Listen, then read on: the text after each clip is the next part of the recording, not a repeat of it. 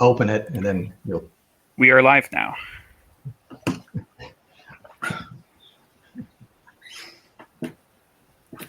We're now live. Okay. All right. Thank you very much. Had a little technical glitch there, but welcome, folks. Thank you for joining us tonight. And we thank Barbara's Bookstore for hosting this event. We're going to have some interesting discussions tonight. We've got Jack Bobo with us to talk about his new book, Why Smart People Make Bad Food Decisions. And a lot of us are making bad food decisions these days, so this is a topic that's of interest to just about everybody. So we've got a lot to cover, but let me tell you a little bit about Jack to start with. Jack's the author of this book, but before this, he's had a lot of experience that has equipped him to write this. He's the CEO of Futurity, a food foresight company that advises companies and foundations and governments on emerging food trends and consumer attitudes and behaviors related to food. He was recognized, I love this, by Scientific American in 2015 as one of the 100 most important people in biotechnology. That's the background he brings to this book. He really is a global thought leader, and he has delivered lectures in 50 different countries on the topics of food policy.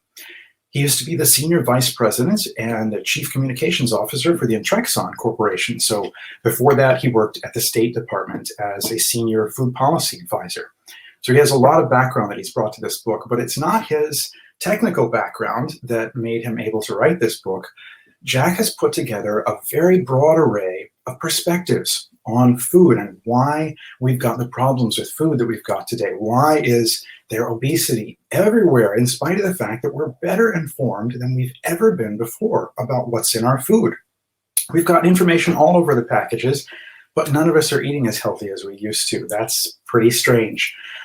It turns out to be part of a complex problem, but Jack has brought together a whole range of different perspectives and voices in this book. That's what makes this so interesting. So I'm Dr. David West Reynolds. I'm an author and archaeologist, and I'm interested in anything that helps us understand our world better and why we act the way we do. And that's why I'm here tonight. So Jack, tell us a little more about your background. If there's anything I left out you'd like to share with folks, but let us hear, why'd you write this book? David, thank you for that kind introduction. And you didn't really say enough about yourself. I like to refer to you as both an archaeologist of the past and of the future. New York Times best-selling science fiction author of books about the Smithsonian space space program and the Apollo mission. So pretty excited to have you moderating this conversation.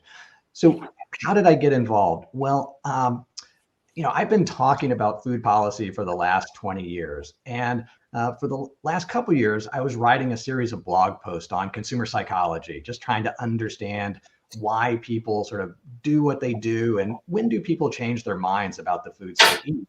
And I was really struck by the point that you mentioned about obesity rates in America. Most people, they know that we're getting bigger as a society, but 42% of all Americans are obese today. 75% are overweight or obese. Wow. If we continue on the same trajectory, 50% of Americans will be obese in 2030, so just 10 years from now. And we sort of have this image of Americans as being a country that tends to be a little heavier than most.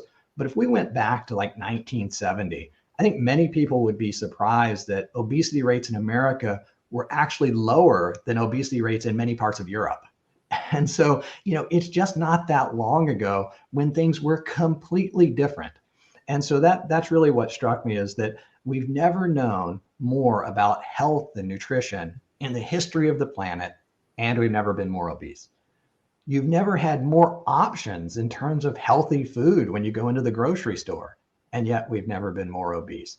We've never had more diet options, diet books and all sorts of things, food labeling and all of that. And so it was really all of those things that made me wonder, if more information isn't going to get us out of this problem, what is? And so that's really what was at the heart of the book. Why smart people make bad food choices. I guess we can get that in there. And I'm sure that you'll say it at some point, but if people haven't bought a copy of the book, there's the little green box right below our video here, and you can click on it and you can get 10% off. We really appreciate Barbara's Bookstore for hosting this author event. But maybe I'll stop there and let you ask a couple more questions, and hopefully people in the audience will be asking questions as well. Yeah, absolutely. I invite everybody, be thinking about questions that you would like to ask, because I'll be checking the chat periodically and I'll pass those questions on to Jack and we'll explore those things, because this book, like when I first read the book, because as I was a very interested reader early on, this was not the kind of thing that I thought was particularly in my area of interest. But it's because Jack made a good argument at the beginning of the book, and about it's not just obesity, it's the health problems that come along with that's an issue for the whole country. It's not just whether I'm obese today or whether I'm having trouble with my weight or I got control of it this year. That's not the issue. It's a problem for the whole country, isn't it, Jack? Yeah, I mean, the healthcare cost associated with obesity and diabetes and all of the associated risk factors is going to cost hundreds of billions of dollars, over the next decade. So there's certainly an impact there, but it's really measured less in dollars than it is in quality of life. And I think that's really what strikes me when I visit my family in southern Indiana. I see that a lot of people that I grew up with have adopted lifestyles that have contributed to obesity. And it's not the individual choices. And that's really what came out of the book. It's the environment in which we find ourselves. And, this is, again, the first part of the book is all about psychology. The second part of the book is about our food environment. And after I did the work on sort of the cognitive psychology in that first part, I went back and started doing historical research on sort of how did we get here. And it was really, pretty fascinating. I mentioned that, obesity rates were obviously significantly lower back in 1970.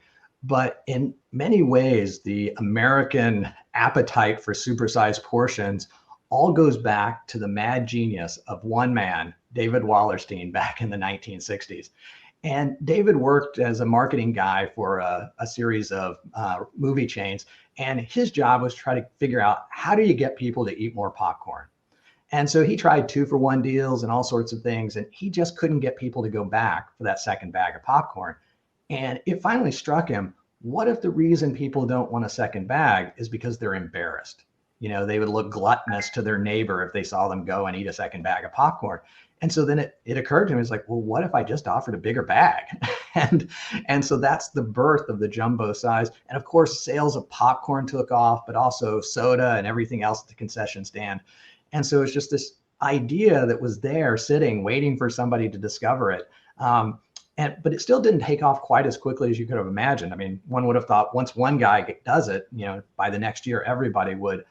But David actually later went on to work for the McDonald's Corporation. And he told Ray Kroc, he's like, you got to offer bigger sizes.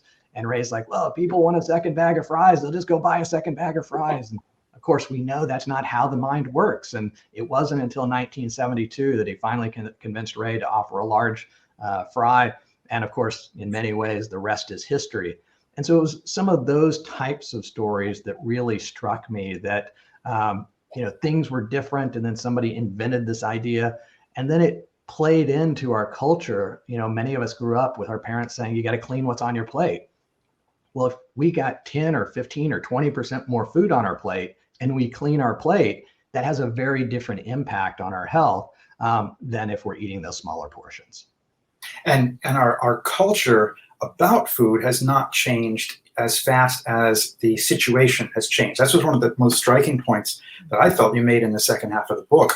But let's work up to that, because I think the second half, I like the first half of the book, talks about all the different ways in which our brain is fooling us, in which you can't rely on your brain. You've got some wonderful quotes in there about that. And it's the second half of the book that talks about the larger world of our food environment. And I was impressed with the first half, but the second half really is eye-opening. So let's work our way there. Some of the ways that, let's acquaint the audience with your concept of the foodscape, because I think all of this takes place in that concept.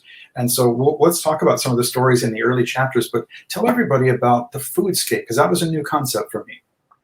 Yeah, so the foodscape is really our food environment, but it's not just like the food that's sitting around us. It's everything that influences how we consume food. And so, when you think about, your food environment in your home, you're probably thinking about, well, what's in the refrigerator and maybe what's sitting out on the counters. But everything about your home is influencing what you eat. Because today, maybe we're snacking while we're watching TV. We may be even eating in bed. That our culture has changed a lot. The size of the plates that we're eating off of in our homes. Back in 1960, the average dinner plate was 7 to 9 inches. Well, that's a salad plate today. I mean, that's really tiny. I mean, most people have 11 or 12-inch plates at home. And if you go to a restaurant, they could be dramatically bigger than that. And so, if the plate is 30 or 40% bigger, you're going to just put more food on it. And so that food environment, and then it also extends to, how far is the restaurants to you? Do you have access to fresh food when you go to the grocery shopping? How do the people around you eat? Because their habits are actually contagious. I mean, you are influenced by the things that other people are doing, and that could be in a positive way or a negative way. And obvious over the last 30 or 40 years, most of us have been sort of contributing to the negative direction of our food choices, but it doesn't mean it has to be that way. Well, you make some really interesting points about all the ways in which we're influenced in ways that we don't realize. And certainly that involves our peer pressure. And I liked how in the book you talk about with the popcorn example, because so much comes from that decision, right? From that man's figuring out of our psychology. And it's fascinating that didn't happen in academia. That happened in the commercial world, because the pressure of the profit motive led this guy to figure out something about our psychology that the social scientists didn't know, that it was the pressure against apparent gluttony of getting a second bag of popcorn at the movies. You're eating like a pig, but getting a jumbo bag, well, you're getting a good deal, right? Yeah. And that transformed it, didn't it? Yeah, and I mean that idea of getting a good deal, it's just so powerful, because you almost feel like a sucker if you don't do it. If it's, if I just paid, $4 for this popcorn, and for 50 cents more, I can double it. I'd have to be crazy not to do it. And, that gets in again to that psychology, because if you stick with the original size, there's a chance you'll get halfway through the movie, finish your popcorn, and feel regret. On the other hand, if you get the bigger size, you're almost guaranteed not to feel regret. Now, you may gain 1 or 2 ounces, a few months from now, but you're never going to connect it back to that bag of popcorn. So we never actually feel any of the consequences, at least directly, in terms of sort of expanding what we buy, but we do feel regret if we don't take advantage of that opportunity, so to speak. And you articulated well in a few different areas how the food choices are a little bit different than many of the other choices that we make. We like to think of ourselves as rational creatures, and Homo sapiens, and the economists all coming up with all these theories based on us doing what's in our own best interests. But the more we're learning about behavioral science, the more we're seeing that we're very irrational in many ways. And it's eye-opening when you get to a point in your book and realize, that one's me, I'm doing that. That's so striking. So the way the contrast you made between short-term decisions where we're in the movie theater and what if I run out, versus well, I could gain weight, but maybe I won't. Maybe I'll end up exercising more in the next month. The contrast you drew between the short term and the long term. So talk a little bit more about how that affects our decision-making process. Yeah, well, the costs are always near term and the benefits are long term in terms of denying ourselves an opportunity. If we eat the dessert or we do these things, the benefits are immediate, but the consequences, maybe losing a little bit of weight, may or may never materialize. So, it's a certain benefit versus a possible benefit. And so in many ways, it's just not surprising that people go for, the sure thing over something that may or may not happen. And the problem in some ways is that that's what we should be able to do. We should be able to just make decisions that, work for us and not have to think so hard about it. So, the point of my book is not that we need to be smarter and we need to suffer and not have dessert and we need to not do these things.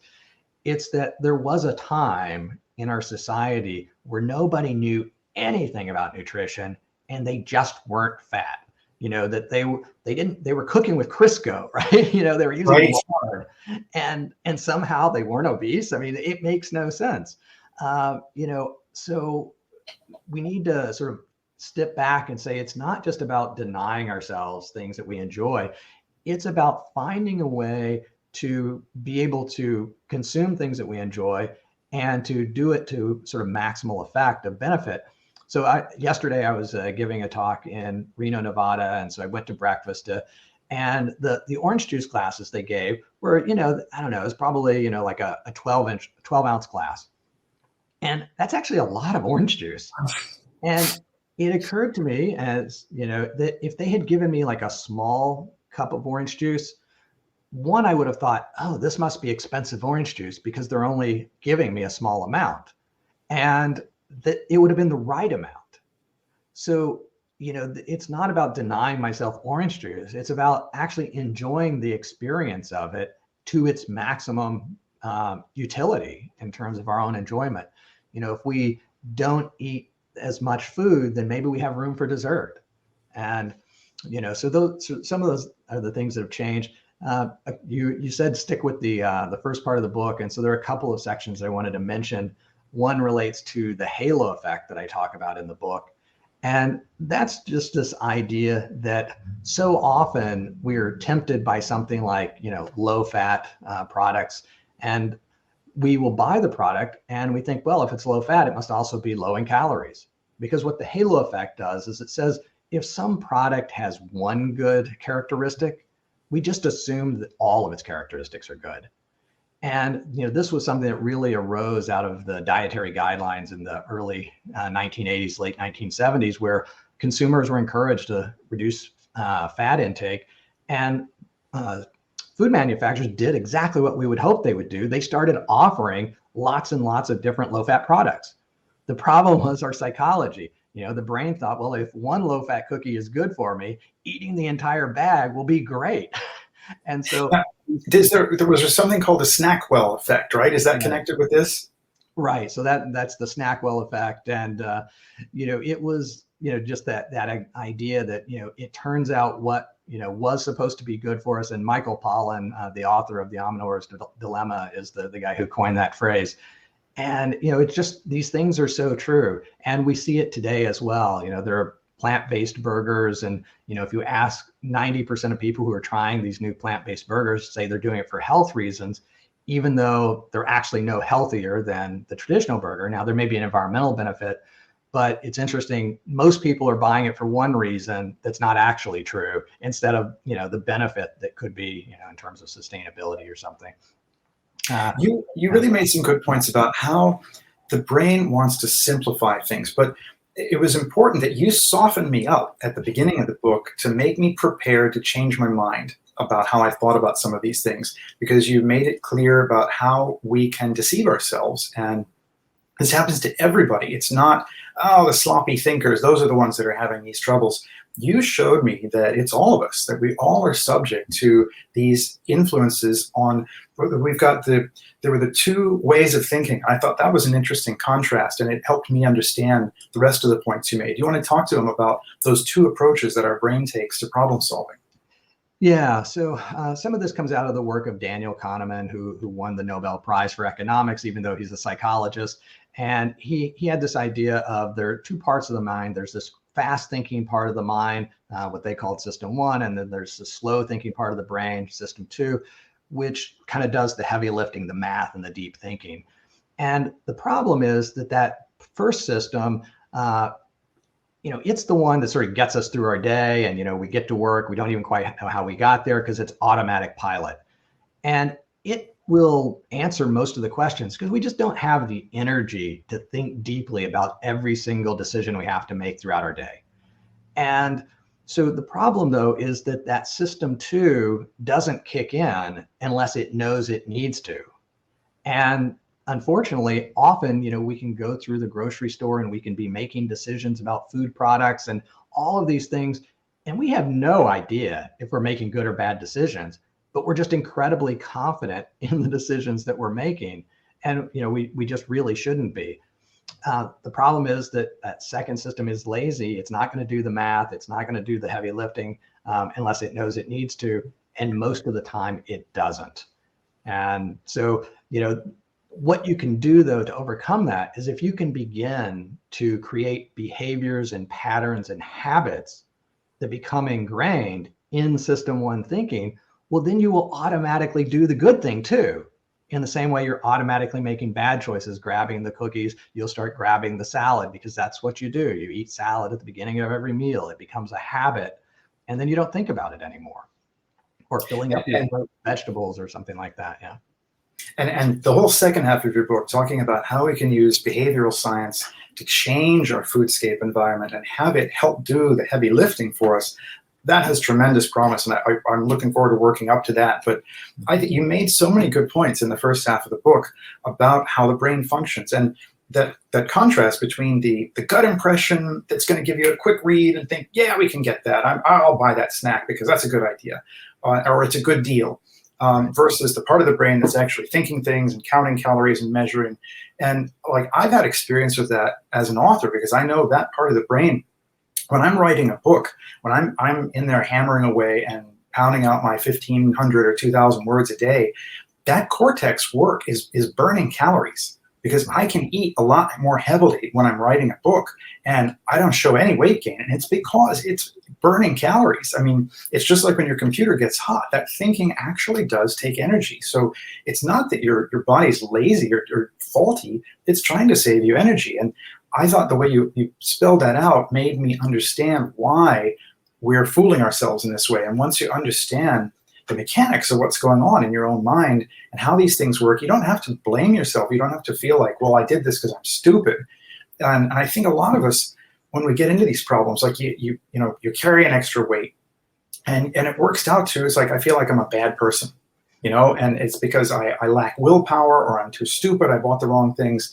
I'm used to being that kind of self-critical. And your book really helped me understand what my brain is trying to do with food decisions and see there's well-meaning behind a lot of these, the way that our structures are set up. It's just that our environment changed so fast around us that the mechanics are not set up for that new food environment. And it's changed so fast that even our culture can't adapt fast enough to. We're still feeling like you should eat everything on your plate. That's being good and conserving resources, even though that's terrible for us now. So right. I like the way that your analysis takes the blaming out of it. You explain without blaming. And I thought that was a really different approach. Do you want to talk about that a little bit? Yeah, and I think that's just critical because, many people feel like it's their lack of willpower that's the problem. And, every diet works if people follow the diet. The problem is no diet actually works in practice because there is no diet that consistently everybody can follow. And so, if everybody fails the diet, it's the diet that's failing you. It's not you that's failing the diet, right? And so we really need to understand what's happening, not to blame people, but to think about, well, what do I need to do in order to reshape my environment so that I just don't have to stress so much about food. One of the main goals of the book is just to get back to a time when people enjoyed the food they eat. They weren't counting calories every day and stressing about, whether or not they can have dessert. And that kind of leads us to the chapter on decision fatigue. And I think you've already sort of set that up a little bit.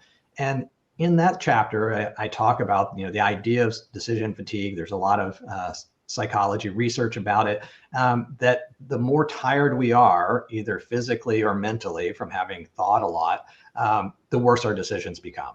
And, that's just because, we're worn out and we're just not thinking as clearly. And so if decision fatigue, and then a subset of this decision fatigue mental fatigue is the overarching, and then decision fatigue is the more decisions.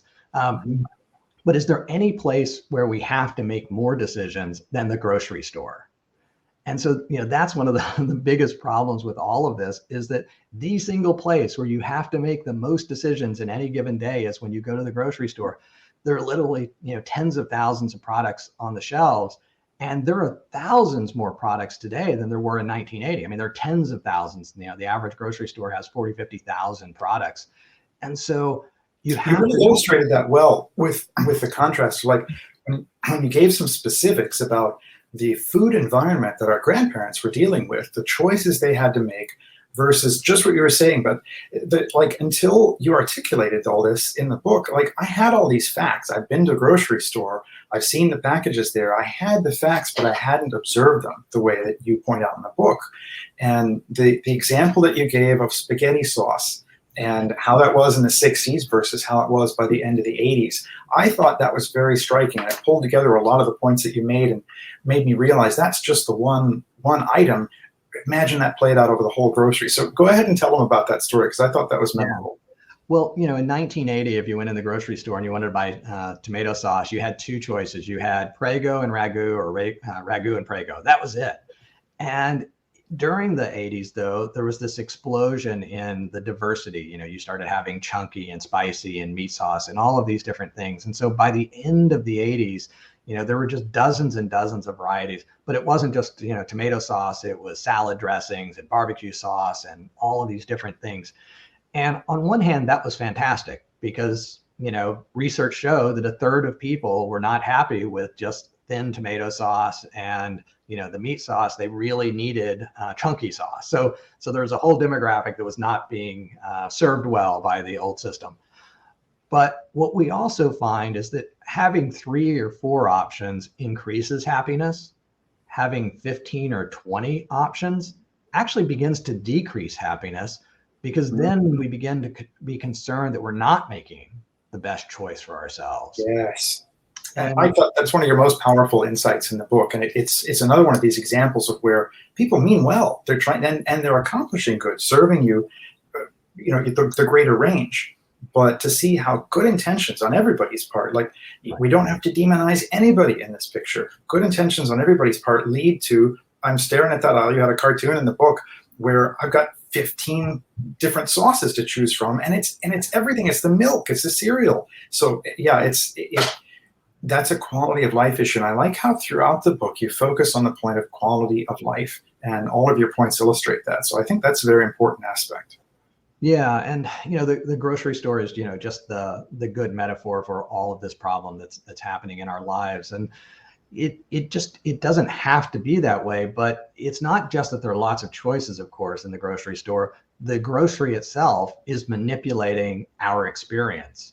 And there's a reason that the candy is at the exit aisle, because we're tired and we want to reward ourselves for having gone through this experience.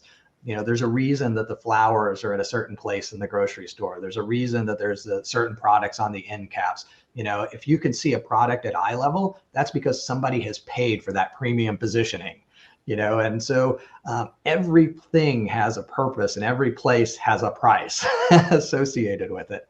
And Jack spells out how the whole architecture of the grocery, and once he starts making these things, you think, yeah, I've seen that in this grocery. And when I've traveled, I visit my relatives across the country, the groceries are laid out pretty much the same. And it's not because that's just tradition in the grocery, it's because it's all sales architecture.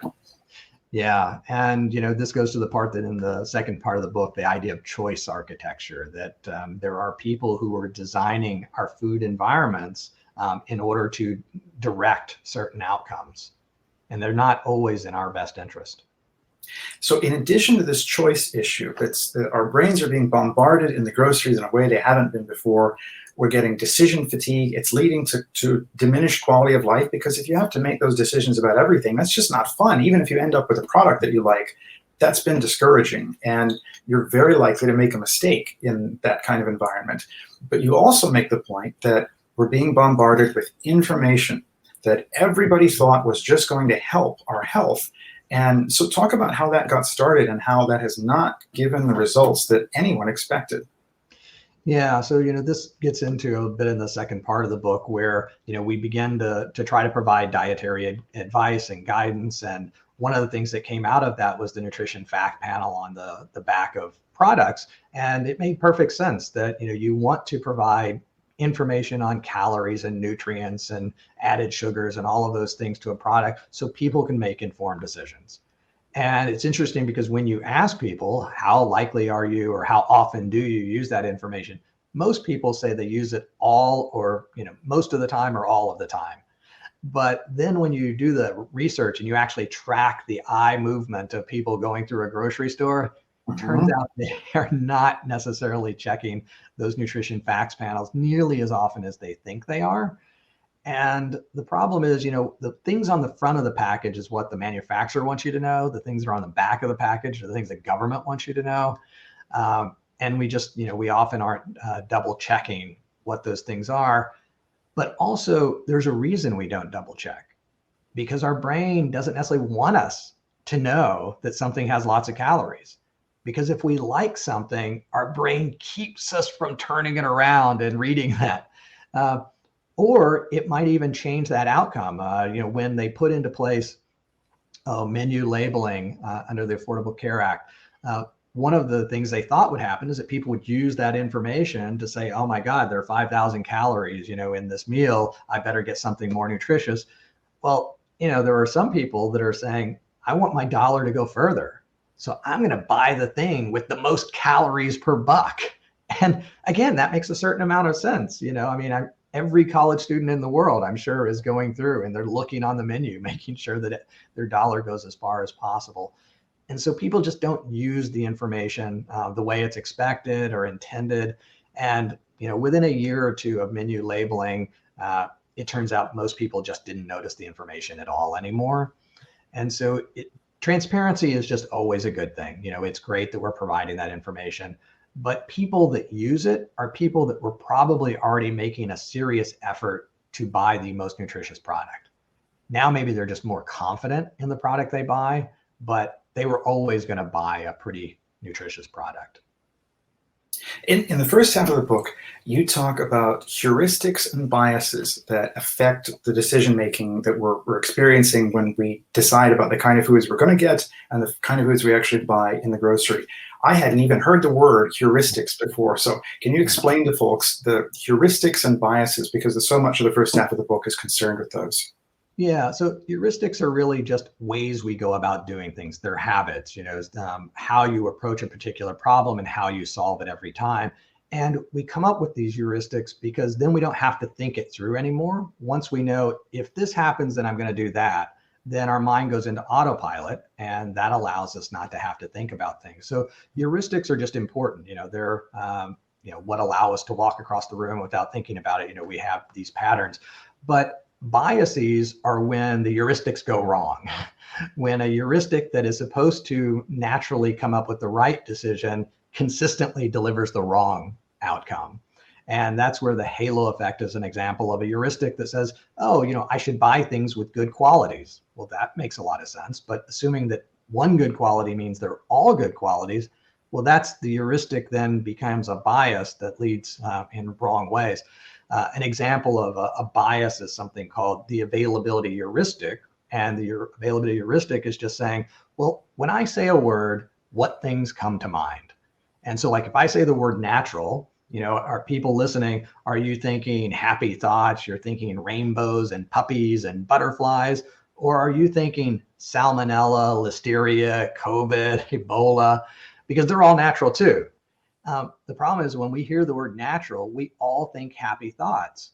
Now, some of us who work in food science and food safety, we also then think about the bad things, but we all probably thought the good things first.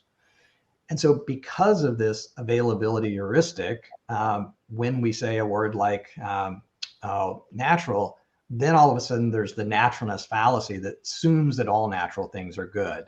And it then leads us astray. And in the food world, the word natural is highly persuasive, encouraging people to pick up a product, even though it's not really defined by FDA. So it doesn't even mean anything. But the word natural, it's more persuasive than the word organic or many other things that actually convey some aspect of the process or quality or other things. And so understanding things like that, the naturalness bias, are helpful, because then we'll be a little bit less persuaded by somebody slapping a label on a product that may or may not mean anything to us. Your book really articulated that well, and helped me see the different kinds of things we actually have to pay attention to. I just wanted to remark, we're halfway through. Remember that you can buy a copy of the book through Barbara's Bookstore, and we've got the link right here, and now is a great time to do it because you've got the 10% discount. Believe me, this book is a readable book. It's packed with information. But Jack has done all of the hard work by boiling it down and making it accessible. And that's why he can talk about it here. And that's why I can remember it well enough that it's enjoyable to have a conversation about it. So believe me, this book's accessible, and you will find yourself in this book. You will hear Jack talk about, I didn't know anybody else knew I did that. Our habits are all in this book, and the way we've interacted with our food and our environment. So it's worth the purchase. So about the issues of information, and a little knowledge being a dangerous thing. I was impressed with your chapter, The Dirty Dozen's Dirty Secret. Tell them about that story. Yeah, so the Dirty Dozen, it's a report that comes out every year, and it's about the 12 fruits and vegetables that have the highest number of residues of pesticides on them. And so it makes sense. The Environmental Working Group, wants to know which fruits and vegetables, can we detect more pesticides? And, I don't think any of us want to consume pesticides. And so knowing that the strawberry is, the fruit that has the most pesticide residues might be meaningful for somebody. The problem is that just because something has residues on it, it's detectable, doesn't mean it's unsafe. And when you look at the actual levels of residue on all of the Dirty Dozen fruits and vegetables, they're all well below any level that the EPA or FDA would consider concerning. So the problem is that for some people that might encourage them to eat organic foods, but organic foods have pesticide residues on them as well, because certain pesticides are allowed in organic production. So it doesn't actually change whether or not you're going to eat residues. It's just which ones you're going to eat. But the most important thing for me was when I was doing some research, I found that people from lower socioeconomic groups, when they see that information and then they go to the grocery store, they're often not very clear about which fruits and vegetables actually are on the list. Mm-hmm. And so what that information does is it actually discourages them from buying any fruits or vegetable. Because it's like, well, if these fruits and vegetables have pesticides, then maybe these other ones do. And I don't really remember which ones I'm supposed to eat and not eat. And so, no doubt that having the Dirty Dozen is intended to promote health. But if people have a less nutritious basket of food, then it's actually having the opposite impact. And it's having that impact on those who are at most risk of having an unhealthy diet. And so, the last thing we need to do is be discouraging consumers from eating fruits and vegetables. 90% of consumers don't eat 5 servings today. So anything that, lowers that number is just catastrophic. It's terrible. You quoted one expert about how, look, if you ate 30,000 strawberries or something, you might get enough residue that might be a concern. You don't want to eat 30,000 strawberries every day. But anything short of that, and the trade-offs are so serious because we can see the harm that it's doing when people are not getting the fiber, the nutrients of the fruits and vegetables in their diet. We know all of that. And yet, the issue of, well, if I ate nothing but this, if I ate rooms full of these things, I might have a detectable amount of pesticide. It really is just having that Dirty Dozen list. I'm sure they mean well, but when you see the damage that's causing, that's really striking. That's quality of life, like you've been pointing out through the whole book. Right. And so, like you said, too much information, can sometimes be a dangerous thing because people don't know how to use that information. They don't know how to use it to inform the decisions they make. And if they continue just to buy the fruits and vegetables they would have, they may feel less sure about it. They may be more stressed about it. And again, that's part of the problem we have, is that people are stressed all the time about the food they eat. And by and large, our food has never been safer than it is today. There are food safety scares and there are problems that occur, but the trend in terms of food safety is one towards a safer and safer food system, more and more regulation to protect us from those things. And the pesticides that are on food today are dramatically less dangerous than pesticides that were being used 10 or 20 or 30 years ago. Yes. It was way worse. Yeah, so that's striking, and it's just your book. I like how a lot of what you were trying to do is eliminate fear, because we are afraid of our food so often these days, and that's a shame. Like, in a world where we've got a safer food supply than we've ever had in history. Yeah, and some of that comes down to the difference between hazard and risk. From a scientist or a regulator's perspective, they're worried about risk. What are the chances that something's going to cause illness or it's going to cause a disease? What are the chances that some people will actually get cancer if they're exposed to some chemical? But for consumers, we think in terms of hazard. Can something cause harm? Not in terms of statistically, does it cause harm? And so I give you an example. Just because something can cause cancer doesn't mean it will cause cancer in normal consumption. But once you say something can cause cancer, you can't unring that bell. I mean, once I know that it can cause cancer, and there are certain chemicals that are out there. People talk about this weed killer glyphosate, and according to the International Agency for Research on Cancer, it is now a probable carcinogen.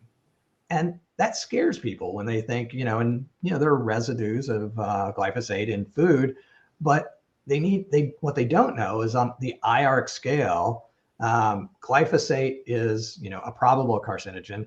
Well, coffee is a possible carcinogen, and I drink 4 or 5 cups a day, and sunlight is a known carcinogen, and working the night shift is also a probable carcinogen. So it's like, in terms of that, just looks at the hazard. It doesn't tell us anything about whether any of those things do cause cancer. It's just a question of could they? But consumers, the headlines, of course, the newspapers don't get into that kind of nuance when they report on these things. And, it just makes people concerned about things. And, glyphosate, just as an example, is thousands of times less toxic than the things that it replaced. On a per unit basis, it's less toxic than table salt. And so, it's hard to explain that to somebody once they've heard the word cancer. It reminds me of the way the country reacted to air travel when it was first introduced. And it seemed so dangerous because, look, there was another plane that crashed. And it took so long for the airline industry to explain. It's like, you hear about every single person who's, broken a fingernail on an airplane, everyone in the whole country. You don't hear about every car crash. And that's the availability bias, right? Right. Because you've heard about those, you think that's more likely, even though it took forever for them to pound the statistics into us that travel by air is the safest possible way to travel per mile. It's absolutely far and away the safest. So to me, that's a similar thing. Yeah, so availability is one aspect of it, because we can remember catastrophic plane crashes. The other is the vividness of the news story about it. Car crashes, don't tend to, hundreds of people don't die. And so we probably can't think of a single example of a car crash that we heard about, but almost everybody can think of, a plane crash. So it's that you can identify a specific aspect, that it's catastrophic, that it's very vivid in our minds. So there are different ways that make it seem more risky, even if, the risk is lower, the hazard, everybody dies versus most people get injured in car crashes. The hazard feels different. Well, before we get into the second half, are there any points that I've missed out? Because we've covered a lot of the ones that I liked, but are there any of your particular favorites that we've missed out, or shall we move to part 2? No, let's move on. That sounds great.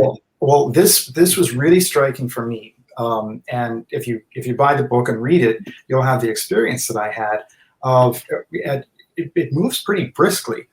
We get to hear each of these biases. You learn more about how your brain works, because this is you. This is how your brain works, not just they. This is a personal experience to go through this. But we learn all of these things, and you feel bewildered and think, well, this is a mess. It's a complicated world. What are we going to do? In part 2, Jack starts talking about behavioral science and the foodscape, and how the foodscape used to be just the default was that it was healthy. And it wasn't that our grandparents, had the incredible willpower to hold off against the dessert or the unwise choice. Those just weren't built into their environments in the same way. And the portion sizes, all of that, the psychology of it all was different. And when you become sensitized to this idea of a foodscape, you start to see how much of this is part of the environment and not just part of your brain. But that also means that there are wonderful possibilities that we haven't seen before. All the diets are about you having to make the right decision. And if you don't have enough willpower, you've failed.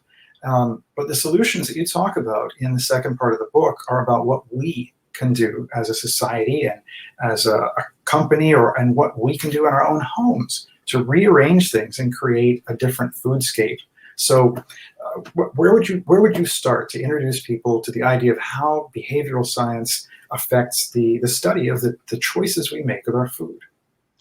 Yeah, and I see that somebody's asked a question about what do I think about Weight Watchers, and I think this relates a little bit to it as well. And I think that many of the aspects of Weight Watchers program are trying to take into account behavioral science in terms of portion control and thinking about when you're consuming and how you consume your food. I think that the calorie counting aspect is a little bit different because it's not just relying on the food environment in order to deliver those healthier outcomes. But there's definitely a foundation and an understanding of behavioral science and portion control and all of those things that are involved in it. For any diet, if a diet works for somebody, stick with it, and that's great. This isn't to undermine any particular diet. It's really to explain why most diets don't work for most people. And so trying different ones until you find one that fits your lifestyle, can be really helpful. But getting back, to the food environment, and I think the Weight Watchers is a good example. We think about, we talked about McDonald's, and if you go back to 1955 when McDonald's was really getting started, and you were to go and buy a meal at McDonald's, the hamburger would probably be a little bit smaller than the hamburger that you're getting today in a kid's meal. The fry, well, a small fry today is a large fry from 1972, so you can't even buy what equaled a small fry back in 1955. And if you had bought a Coke, you would have gotten 6 or 7 ounces. So a kid's meal gives you 12 ounces. So it's 50% or 60% more than an adult serving in 1955. Wow. So if you were to put that food in front of most people today, it would look like it wasn't even sufficient for a kid's meal. And that's just how dramatically our foodscape has changed, that we no longer even recognize adult servings. Just nobody recognizes what an adult serving should be. And so it's not going to be easy to change all of that. But there are ways that we can begin to do that. And, when it comes to the soda, we can kind of blame Pepsi and Burger King for that, because, they were trying to draw people away from McDonald's. So they offered a 12-ounce soda. You got 50% more for your money. And, that back in the early 60s. That was that far back. Yeah, it was that far back that they were doing that, and that didn't quite catch on the way the supersizing did, from David Wallerstein. But so there are these challenges. But when I ask people, it's like, how many of you have had the 6-ounce or 7-ounce can of Coke on an airplane? Everybody's had that, and I thought, well, how many of you have consumed that 6-ounce Coke and thought, I wish I had 6 more of these? And the answer is nobody. What I find is when I drink that small soda, I relish every sip. It's just like the perfect quantity to reach that bliss point for me where I've maximally enjoyed the soda. And every ounce you drink beyond that, you actually enjoy the experience a little bit less. So by the time you finish a 12-ounce Coke, you're probably not enjoying it that much, you're just finishing it. And by the time you finish a 16 or a 20 ounce, it's almost a chore, or you're just mindlessly doing it. You're not even thinking about the experience of the refreshingness that you got from that first sip is gone. And so the question is, well, what would it take, and what information can we use in order to begin to help people to regain that pleasure and joy and that experience?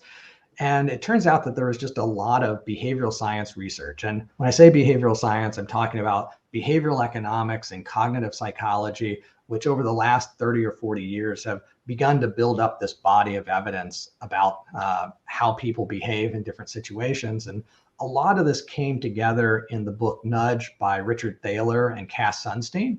It came out about 6 or 7 years ago. And they weren't applying it to the food world, but all of these aspects of nudge theory, behavioral science, absolutely apply. And that was one of the sort of a pivotal moment for me, was reading that book, which wasn't about food, but seeing how much of it applied to the food world and how much it was really explained so many of the things that I was seeing myself. And in the book Nudge, they have examples like when people would go to sign up for a 401k when they started a new job. Well, originally you'd have to fill out the paperwork and you'd have to sign and you'd have to agree, yes, I want to become part of the 401k plan.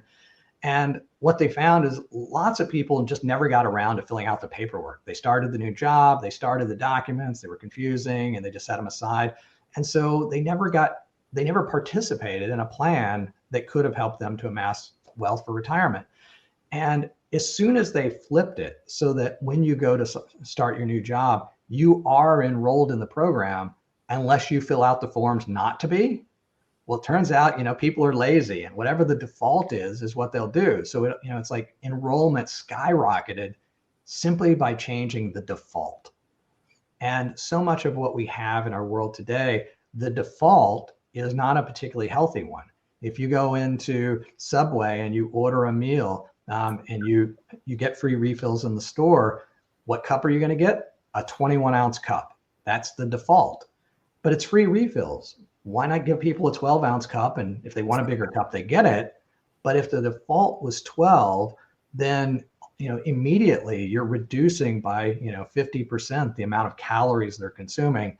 And you give away less soda, and people will have a healthier experience. And so if you're a restaurant that's promoting healthy dining, it's actually a win-win. So those are some of the ways that we can begin to think about what we could do differently. And so all you're talking about doing is just offering a different cup size. And yet the implications of that can be tremendous in all of the decisions that affects. And it's not restricting any choice. I like the fact, and we've got some good questions in the chat that I'll bring up here in a moment, but I thought it was very significant that the way you talked about changing our food environment to nudge us to make the right decisions, it's not the same thing as preventing people from having access to the soda that they want or how much.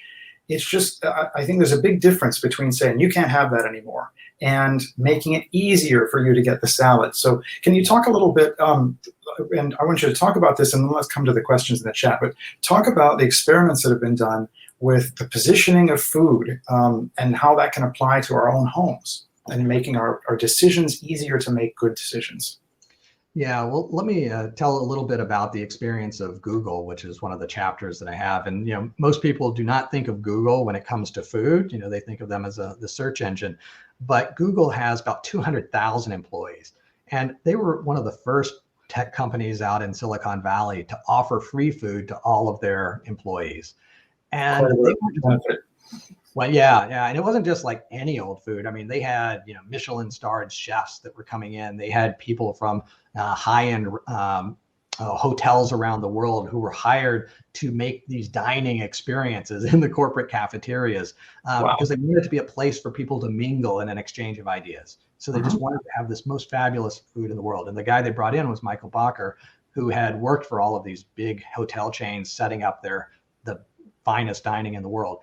And, it was a struggle at first for him to think, am I going to leave this world and go to Google? And but it turned out to be this huge opportunity.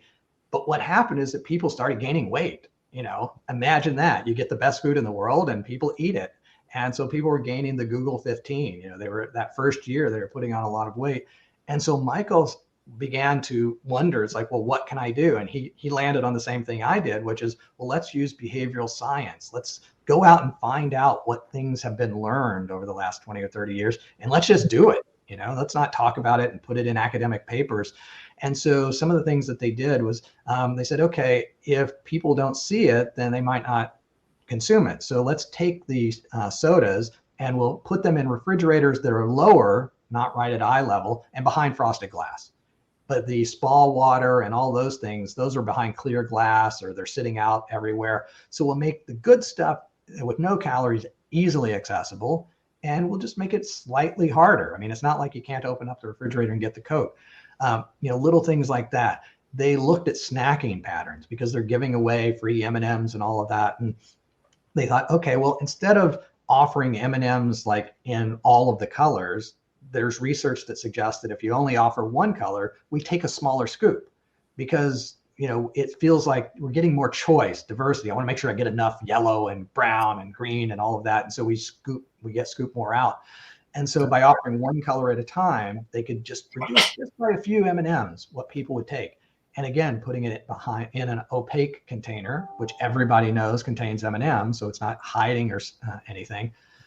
But also in terms of snacking, that they looked at, well, when people go to get coffee, if the snack station is like 6 feet away, while they're waiting for their coffee to brew, people will go get some snacks. But if we move it like 15 feet away, well, now you got to leave your cup of coffee that's brewing. And do I really want to do that? And so people stick around until their coffee's done. And by that time, they don't go get the snack, or at least 10 or 15% of people won't. There's just less snacking. And so they're nudging people every little place. You go to the cafeteria and they've got the buffet line. And so the healthiest food is going to be at the beginning. The plates are a little bit smaller. They're not going to offer 3 or 4 dessert choices. You're going to get one and it's going to rotate every day. But they're not going to encourage you to put 4 desserts on that plate. And so everything they're doing what Google does best. They're measuring it. And so they're just looking at everything. How many feet do I need to move before, it stops having a benefit in terms of moving it away and it starts to become annoying to the people that are here.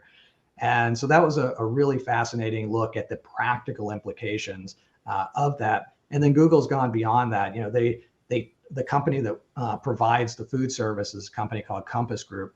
And they're one of the largest employers in the world of, food service. And so they're taking the ideas that they're working on with Google and they're taking them to the hospitals and the schools and the corporate cafeterias where they operate. And then they're trying to take those ideas and help to make them healthier. And so it's this idea of dissemination of information, which is sort of at the heart of my book, is that there are lots and lots of good ideas. How do we scale those good ideas? How do we make it easier for organizations who want to make their employers healthier, or people who want to make their homes or household healthier, be able to find that information so that it's not so difficult or not struggling? The good answer is the easy answer or the default. Well, I didn't realize our time is so short. I want to make sure people know if they've got questions that we didn't have time to answer tonight before our time runs out, how do they get in touch with you, Jack? Sure. So my email is jack@futurityfood.com. I'll put that in the chat. My website is futurityfood.com. But you can connect to me on LinkedIn, on Twitter, Facebook, Instagram. I'm on all of those places. Just send me a connection. I will gladly accept it.